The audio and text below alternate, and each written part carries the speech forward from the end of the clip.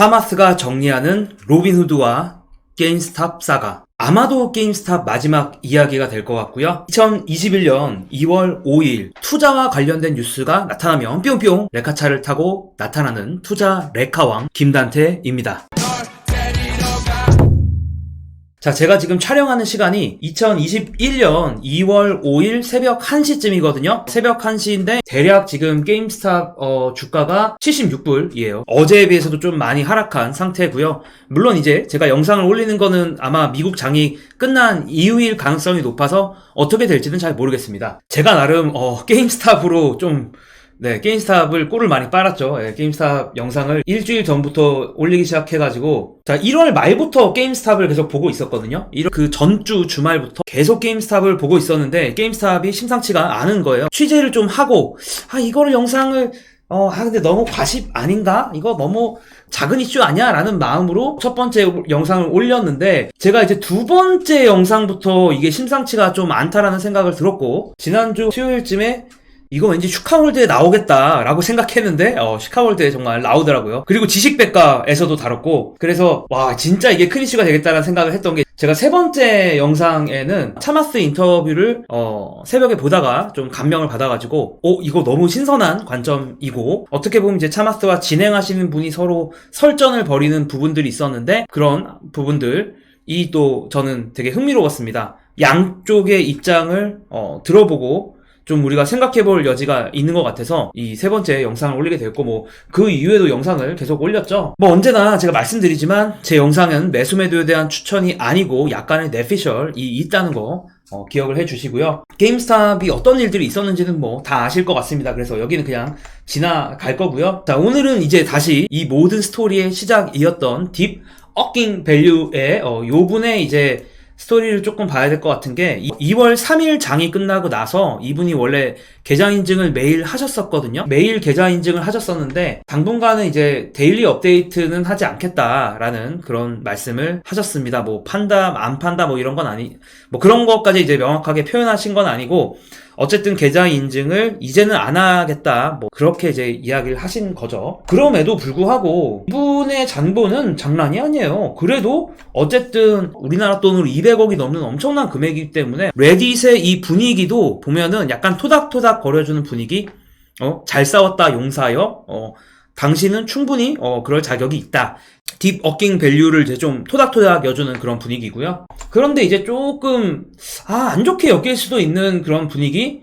왜냐면은 그 규제 당국에서 보니까 이제 키스질, 이게 딥 어킹 밸류거든요. 그래서 너 와서 국회에 와서 증언 좀 해라, 이렇게 그 딥 어킹 밸류를 좀 부르는 것 같아요. 그래서 이거 참 이제 의회 같은데 이제 불려가서 이번 게임스탑 트레이딩과 관련된 거를 이제 이야기를 들어보려고 하는 것 같은데, 그렇습니다. 이분 입장에서는 억울할 수도 있다는 생각도 하나 들고, 이분이 어차피 행적이 쭉 중계됐는데 굳이 이 사람을 저는 부를 필요가 있나라는 생각에, 그리고 더 나아가서 보험회사를 이분이 원래 다녔었는데, 보험회사 재직 시절에 허가 없이 유튜브 채널을 운영했다, 이걸로 금융당국이 수사를 한다, 수사를 정말 할지 안 할지 저는 잘 모르겠지만, 이거를 그렇게 해야 되나요? 또 안 그래도 사람들이 지금 어떤 세대 간의 갈등, 또 계층 간의 갈등을 겪고 있는 이 상황에서 이분을 이렇게 부르는 게 그렇게 좀 좋지 않은 결과를 불러일으킬 수도 있지 않을까라는 생각이 듭니다. 자, 그리고 아시다시피 여러분들이 로빈후드가 게임스탑의 매수를 제안을 했었는데, 그 매수 제안을 점점 좀 풀고 있죠. 그래서 지금 AMC 같은 경우는 5,500주를 살 수 있게 됐고요. 게임스탑도 이제 500주를 살 수가 있게 되었습니다. 그래서 로빈후드가 그걸 제한을 점점 풀고 있는 그런 상황이고요. 그리고 제가 여기저기 다른 채널도 좀 나가서 게임스탑 이야기도 많이 했고, 그러면서 사람들이 저한테 물어보더라고요. 이번 사건에서 개인과 헤지펀드 중에 승자가 누구냐 라고 이제 물어보는데, 제가 대답을 했죠. 승자도 없고 패자도 없다. 인생과 같지 않습니까? 그렇게 이분법으로 생각할 필요가 있나라는 이슈고, 무슨 얘기냐면 게임스탑의 상승에 베팅한 게 개인만 있는 게 아니고, 제가 알기로 한 4, 5일 동안에 100조 이상의 자금이 게임스탑의 매매에 사용됐는데 그거는 절대 개인 투자자만의 자금은 아닐 거거든요. 그래서 상승에 베팅한 사람들도 개인 투자자들이 있을 것이고 뭐 그 중에서 뭐 잘 나온 사람들은 뭐 승자라고 볼 수가 있는 거고 또 못 나온 사람들은 또 좀 잘 안 된 거니까. 그리고 뭐 대표적으로 상승에 베팅해서 수익을 거둔 이런 회사들이 있어요. 그래서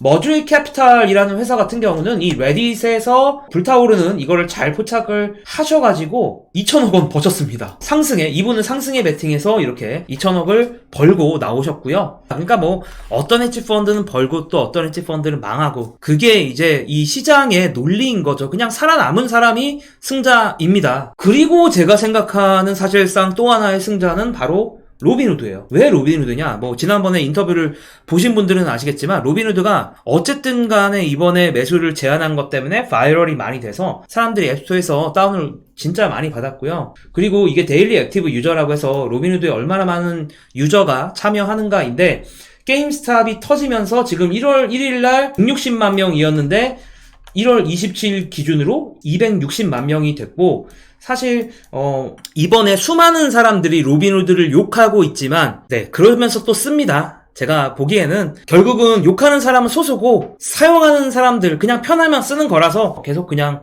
쓰는 것 같고 오히려 이 모멘텀이 생긴 거 아닌가? 라는 생각도 좀 해봅니다. 차마스가 로빈후드와 게임스탑 이야기를 이제 한꺼번에 정리를 하는데 그 전에 있어서 이 전편에 올렸던 영상 정도는 약간 기억을 하시면 좋을 것 같아요. 그러니까 일론 머스크랑 로빈후드 CEO랑 같이 대화를 하면서 일론 머스크가 로빈후드 CEO를 되게 몰아붙였는데 이제 왜 도대체 너네들은 매수 금지를 했느냐, 매수 제한을 했는가를 막 몰아붙였고 청산과 결제와 관련된 이슈가 있었습니다. 로빈후드가 이용하는 클리어링 하우스에서 증거금 비율을 올려요. 근데 왜 증거금이 있냐면 뭐 아시겠지만 여러분들 뭐 T+2라고 많이 말을 하죠. T+2라는 게 내가 주식을 팔면 현금을 받는 데까지가 이틀이 걸려요. 이게 그냥 단순하게 생각해보면 실시간으로 돼야 될 것 같은데 여기에 얽혀있는 이해 당사자가 워낙 많다 보니까 그거를 체크를 해서 취합을 해서 그런 증권사들끼리 브로커들끼리 서로 약간 뭐 정산도 해야 되고 서로 계좌이체도 해줘야 되고 그렇게 자기들끼리 큰 덩어리로 계좌이체 한 다음에 또 쪼개가지고 결국은 저한테 들어오는 거니까요. 그래서 정산이라는 거 자체가 2일이 걸리는데 이 2일이 걸리다 보니까 이 2일 동안에 어떤 일이 일어날지 모르잖아요. 그래서 그런 부분들이 걱정이 되다 보니까 증거금을 받고 있는데 그 비율이 올라갔습니다. 어떤 식으로 증거금 비율을 올리냐면 이 증거금이 책정되는 게 주식마다 책정이 되고 그 주식마다 비율이 다른데 게임스탑 같은 경우는 순매수에 대해서 100%까지 증거금 비율이 올라갔대요. 왜냐면 게임스탑의 매매가 몰리고 게임스탑의 변동성이 컸기 때문이에요. 그래서 어떤 식인지 간단히 설명해보면 로빈후드 유저가 특정일에 게임스탑을 3조 원어치 매수하고 1조 원어치 매도하면 순매수가 로빈후드 입장에서 봤을 때는 2조잖아요. 그 2조에 대해서 증거금 비율이 붙는데 이제 게임스탑이 너무 사람들이 게임스탑만 매매하고 게임스탑의 변동성이 폭발하면서 갑자기 증거금 비율이 100%가 되면서 2조 원이 됐다라고 합니다. 2조 원이나 예치해야 되는 뭐 그런 상황이 된 거죠. 그러다 보니까 이제 로빈후드가 이제 이걸 감당이 안 돼서 그럼 게임스탑에 대해서는 매수를 일단은 금지를 시킨 겁니다. 물론 로빈후드 CEO의 설명이죠. 그래서 이제 이 상황들, 지금까지 제가 봤던 요 상황들을 전부 다 종합해서 차마스가 팟캐스트에 나와서 이야기를 했던 거를 이제 오늘 좀 다루려고 하고요. 오늘의 주인공은 차마스 팔리아피티아라는 분이고 페이스북 전 임원이자 벤처캐피탈, 소셜캐피탈의 CEO로 유명하고요. 뭐 스펙들도 좀 많이 상장을 시켰죠. 그래서 뭐 이분에 대해서도 사실 이야기하자면 상당히 이야기할 게 많은데 이건 또 다음으로 미루도록 하고 이분이 이제 한국에서도 유명 좀 해진 게 제 생각이긴 합니다. 혹시 물론 아주 미약하게나마 제가 약간 기여하지 않았을까, 이분이 유명해지는데 기여하지 않았을까라는 생각을 하고요. 제가 게임스탑 3편으로 올렸던 이 차마스가 CNBC에 나와서 인터뷰를 했던 영상이 있는데 그 영상이 조금 제 유튜브 영상 중에서도 대박이 났어요. 그러면서 많은 주목을 받게 됐고, 그러니까 사람들이 차마스가 그 이후의 상황에 대해서도 어떻게 생각하는지 좀 궁금해하지 않을까라는 생각으로 오늘 영상을 좀 만들어 본 거고요. 요게 이제 올인이라는 팟캐스트예요. 그래서 올인이라는 팟캐스트에서 차마스랑 다른 분들이 이제 이야기를 하는 건데, 참고로 재밌는 게 이게 에피소드 19편에서 보면 로빈후드를 갖고 되게 설왕설래가 많은데 요 분은 로빈후드 투자자고요. 그리고 요 분이 차마스야. 그래서 둘이 아주 말싸움을 살벌하게 해요. 제가 요거를 싹 다 번역을 해드리고 싶었는데 이 팟캐스트가 한 편당 1시간 반에 가깝기 때문에 차마 못하고요.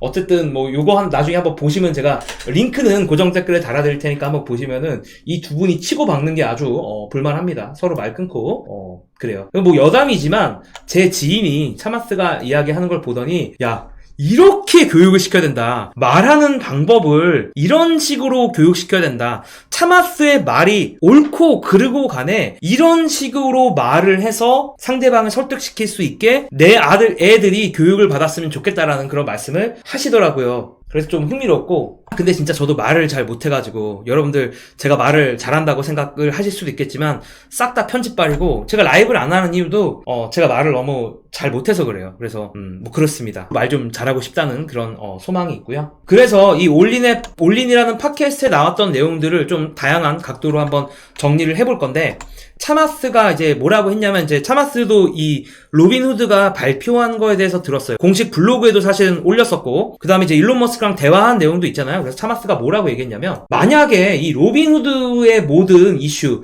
매수를 제한시킨 게 증거금 이슈라면 로빈후드 CEO는 새빨간 거짓말쟁이다. 왜? CNBC에 나와서 로빈후드 CEO가 그때 이제 당신이 유동성 이슈가 있냐라고 그 CNBC 진행자가 물어보거든요. 근데 로빈후드 CEO는 나는 우리 회사에는 유동성 문제가 없다라고 대답을 했거든. 거짓말한 거 아니야. 이게 말이 되냐 이거지. 그래서 이 팟캐스트 진행자들도 야, 이건 포얼 커뮤니케이션이다. 커뮤니케이션이 나쁘다. 이렇게 얘기했는데 차마스가 아니야. 이거는 나쁜 것도 아니야. 이놈은 진짜 나쁜 놈이야. 라고 이제 차마스가 완전 저격을 하고, 그래서 좀 사람들한테 엄청난 피해를 입혔다. 뭐 이런 이야기를 합니다. 그래서 심지어 차마스는 어떤 사실을 얘기를 했냐면, 오케이, 증거금 이슈는 로빈후드가 생길 수 있어. 그건 자기도 이해를 해. 증거금 이슈가 생길 수가 있는데, 금융회사를 운영하는 사람이라면 이런 상황에 대한 스트레스 테스트를 이미 몇 분기 전에 이런 테스트를 했어야 된다는 거예요. 그래서 자기는 이 상황 자체가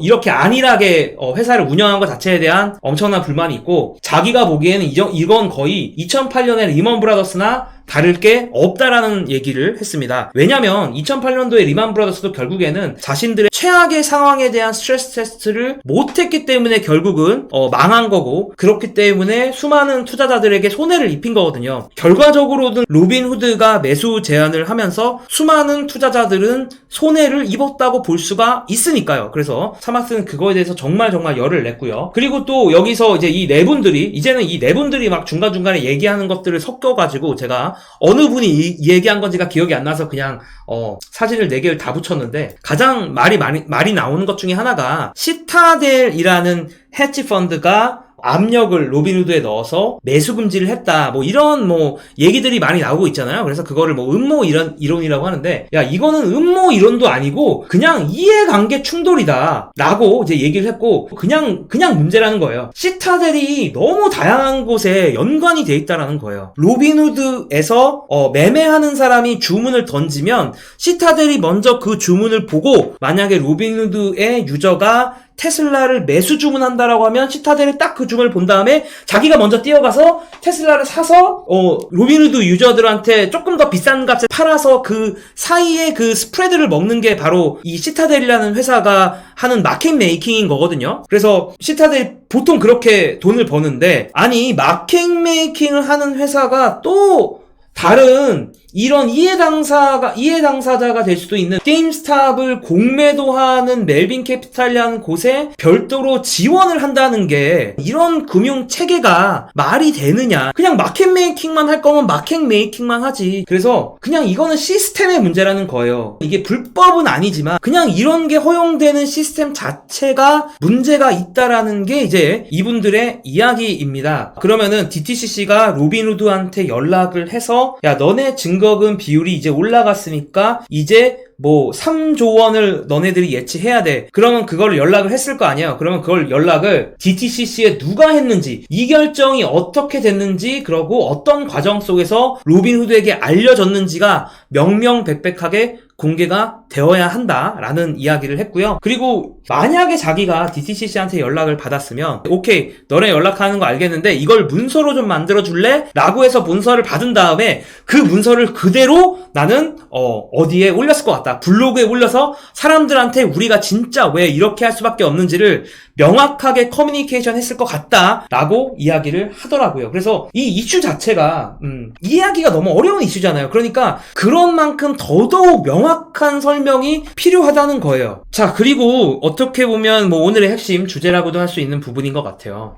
T+2 이딴 거 없애자라는 거죠. 아까도 말씀드렸지만 제가 주식을 팔고 그 주식에 대한 현금을 받을 때까지 이틀이 걸리기 때문에 그 이틀 동안 어떤 일이 생길지 모르기 때문에 담보를 받는 거거든요. 그러니까 이틀 위에 하지 말고 바로 주면 담보금이 필요할 일이 없다라는 거죠. 그래서 이런 룰이 왜 있어야 되냐는 거예요. 증거금 같은 게 애초에 T+2 없애면 되는 거 아니냐.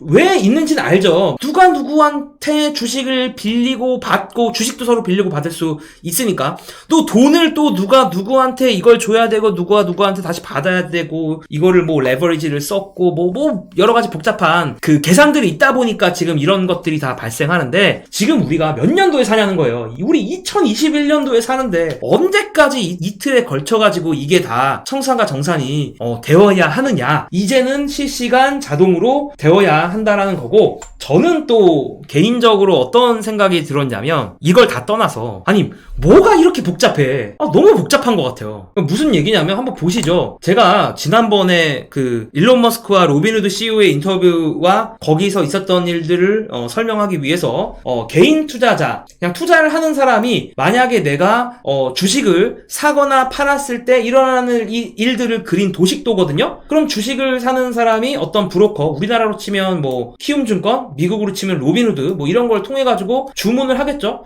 주문을 하는데 또 이제 주문이 이렇게 거래소에도 들어가게 되고요. 그런데 이제 거래소에서 결국은 또 정산을 해줘야 되기 때문에 이 정산을 하는 중간에 이 DTC라는 곳에서 이 클리어링 브로커한테 또 정보를 받고 뭐 막 이렇게 복잡하게 왔다 갔다 한단 말입니다. 이거 듣기만 해도 복잡하잖아.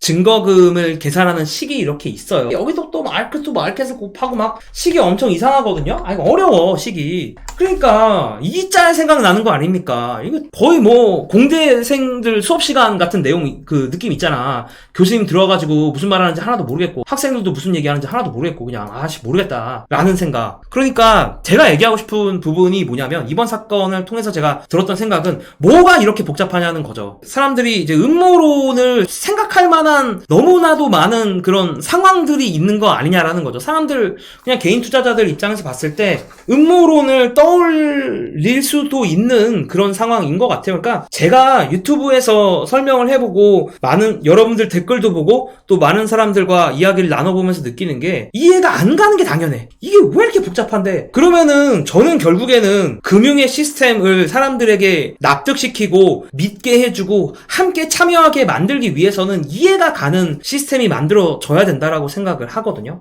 근데 지금의 시스템들은 적어도 개인들에게 납득을 시킬 수 없는 시스템이 아닌가라는 생각이 좀 들었어요. 그래서 제가 시스템을 파괴하자 이런 얘기를 하고 싶은 건 절대 아니고, 당연히 지금의 이 자유시장 경제를 위해서 시스템이 필요한데, 그리고 우리가 이 시스템에 대한 신뢰도 필요하지만 앞으로도 이런 사건이 생길 수 있고 개인 투자자들을 좀 더 잘 납득시키고 설득시키기 위해서는 조금 더 투명한 시스템이 필요하다는 생각이 드는 겁니다. 그래서 이런 분들, 마이크 노버그라츠라고 해가지고 이제 이분도 원래 세계적인 펀드 매니저였다가 지금은 대표적인 크립토 맥시멀리스트라고 해야 되나? 이제 암호화폐를 아주 좋아하시는 분이기도 한데, 이분도 이제 약간 그런 얘기를 하죠. 그러니까 지금 이 문제 자체가, 로빈후드의 기본적인 문제가 T+2에 있다. 결국에는 이거를 크립토가 필요한 이유기도 하다라는 거죠. 그러니까 이게 블록체인이 됐던 블록체인이 아니던 이제는 좀 T+2라는 정산 시스템에 대해서 우리가 좀 다시 생각해 볼 여지가 있지 않나라는 생각이 들고, 저도 개인적으로는 T+2에 시스템을 가장 이상적으로 잘 바꿀 수 있는 방법 중에 하나가 블록체인이라고 생각을 합니다. 그게 훨씬 더 효율적인 방식이라고 생각을 하고, 이게 어떻게 보면 블록체인 시장의 또 하나의 촉매제일 수도 있지 않을까라는 생각이 들기도 했습니다. 다시 한번 말하지만 매수매도에 대한 추천이 아닙니다. 이제 언제 또 이거를 가끔 다룰지는 모르겠는데, 이제 많은 분들이 차마스를 보면서 차마스를 대통령 시켜야 된다. 거의 레딧에서는 많은 개인들은 차마스를 지금 엄청나게 지지를 많이 하고 있고요. 그러다 보니까 CNBC에서 요 인터뷰 제가 만들었을 때 뒤쪽 부분은 편집을 많이 했는데, 그 인터뷰를 보면 차마스한테 당신이 캘리포니아 주지사에 나온다라는 얘기가 있는데라고 물어봤거든요. 근데 차마스가 거기서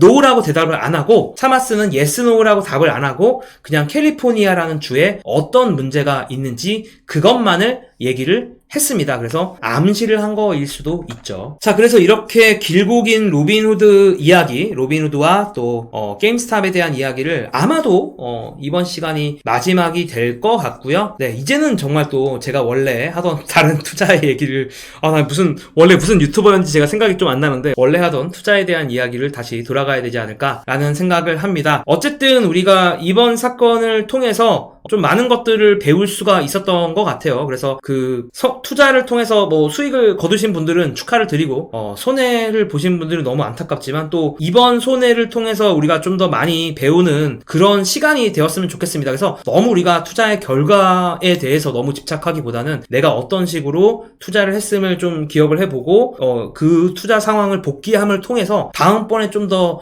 큰 수익으로 이어지는 그런 투자가 되었으면 좋겠습니다. 제가 혹시 이야기했던 부분들 중에서 참고할 만한 링크라든가 아니면 틀린 이야기들, 수정할 이야기들 있으면 고정 댓글을 통해서 커뮤니케이션 하도록 하겠습니다. 그럼 구독과 좋아요, 알림 설정 부탁드리면서 다음번에 또 찾아뵙도록 하겠습니다. 감사합니다.